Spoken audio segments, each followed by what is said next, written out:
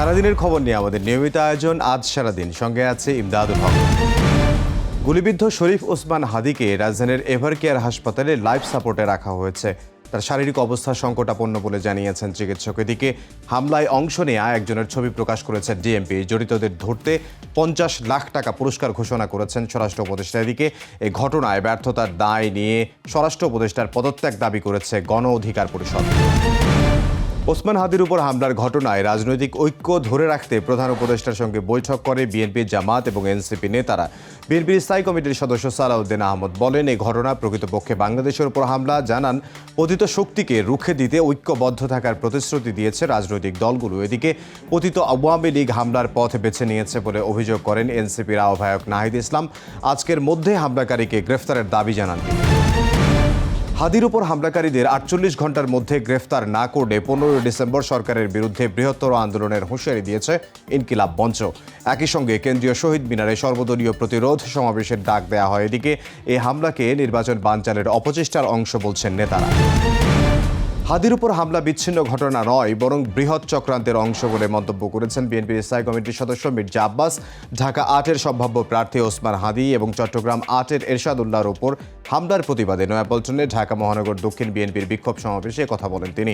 71-এর চেয়েও এখন কঠিন সময় চলছে উল্লেখ করে ঘোলা পানিতে মাছ শিকারকারীদের বিরুদ্ধে ঐক্যবদ্ধ হওয়ার আহ্বান জানান মির্জা আব্বাস। এ সময় দলটির সিনিয়র যুগ্ম মহাসচিব রুহুল কবির রিজভী বলেন, যারা মব কালচার তৈরি করেছে এই ভয়ঙ্কর ষড়যন্ত্রের নায়ক তারা। দেশে ফিরছেন বিএনপির ভারপ্রাপ্ত চেয়ারম্যান তারেক রহমান। 25 ডিসেম্বর ঢাকায় আসছেন তিনি। দলটির মহাসচিব মির্জা ফখরুল ইসলাম আলমগীর জানিয়েছেন, তারেক রহমানের দেশে ফেরার মাধ্যমে গণতন্ত্র উত্তরণের পথে যেসব বাধা আছে তা কেটে যাবে। তিনি অংশ নেবেন আগামী নির্বাচনে। বিএনপির ভারপ্রাপ্ত চেয়ারম্যান তারেক রহমানের নিরাপত্তার জন্য সরকার সব ব্যবস্থা নেবে বলে জানিয়েছেন স্বরাষ্ট্র উপদেষ্টা। শনিবার সচিবালয়ে এই কথা বলেন তিনি। তারেক রহমানের নিরাপত্তা নিয়ে কোনো শঙ্কা নেই বলেও জানান উপদেষ্টা। শহীদ বুদ্ধিজীবী দিবসের সব প্রস্তুতি শেষ পর্যায়ে বলে জানিয়েছেন মুক্তিযুদ্ধ বিষয়ক উপদেষ্টা। নির্বাচন সামনে রেখে জাতি যাতে স্বস্তিতে দিবসটি পালন করতে পারেন, এজন্য সব ব্যবস্থা নেওয়া হয়েছে বলেও জানিয়েছেন তিনি।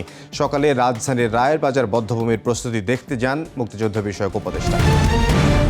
যুক্তরাজ্য সরকারের কঠোর ও গোপনীয় ক্ষমতায় নাগরিকত্ব হারানোর ঝুঁকিতে বাংলাদেশ, পাকিস্তান ও ভারতীয় বংশোদ্ভূত সহ 90 লাখ মুসলিম। যুক্তরাজ্যের মানবাধিকার সংস্থা ও আন্তর্জাতিক আইনজীবীদের সংগঠনের যৌথ প্রতিবেদন বলছে, স্বরাষ্ট্রমন্ত্রীর সিদ্ধান্তে আইনগতভাবে নাগরিকত্ব হারাতে পারেন তারা। এ নিয়ে নতুন করে উদ্বেগ তৈরি করেছে দেশটির মুসলিম সম্প্রদায়ের মধ্যে।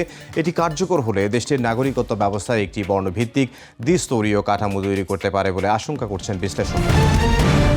লিওনেল মেসির ভারত সফরের প্রথম দিনে কলকাতায় দেখা গেল নজিরবিহীন অব্যবস্থাপনা। সমর্থকরা চড়া মূল্যের টিকিট কেটেও মেসিকে না দেখার আক্ষেপ নিয়ে ফিরেছেন।